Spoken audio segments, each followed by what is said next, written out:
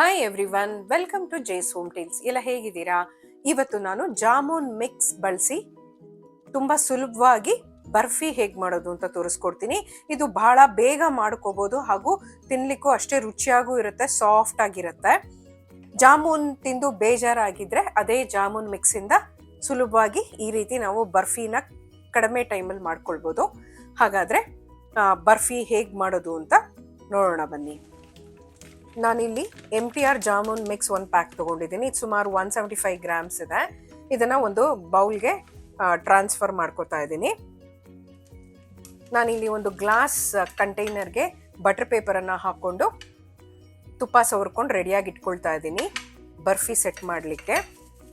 Glass container ಬದಲು baking tray ಅಥವಾ ಒಂದು ಸ್ಟೀಲ್ ಪ್ಲೇಟ್ ಆದರೂ ಬಳಸ್ಬೋದು, ತೊಂದರೆ ಇಲ್ಲ.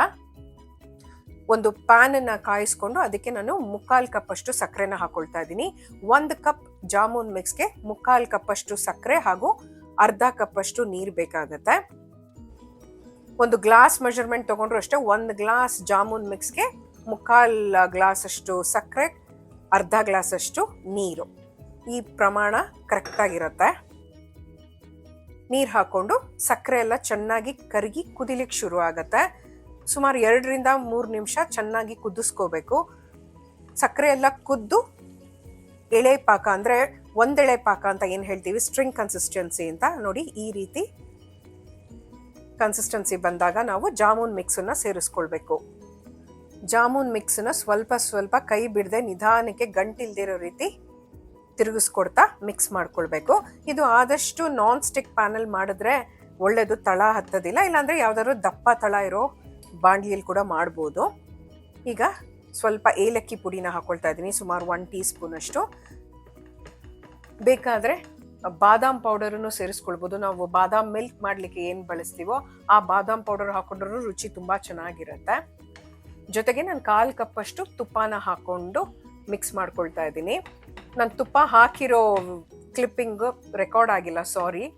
ತುಪ್ಪನ ಹಾಕ್ಕೊಂಡು ಎಲ್ಲ ಚೆನ್ನಾಗಿ ತಿರುಗಿಸ್ಕೊಡ್ತಾ ಲೋ ಫ್ಲೇಮಲ್ಲಿ ಬೇಯಿಸ್ಕೋಬೇಕಾಗತ್ತೆ. ಇಲ್ಲಿ ಕೆಲವು ಕೇಸರಿ ದಳಗಳನ್ನು ಹಾಕ್ಕೊಳ್ತಾ ಇದ್ದೀನಿ.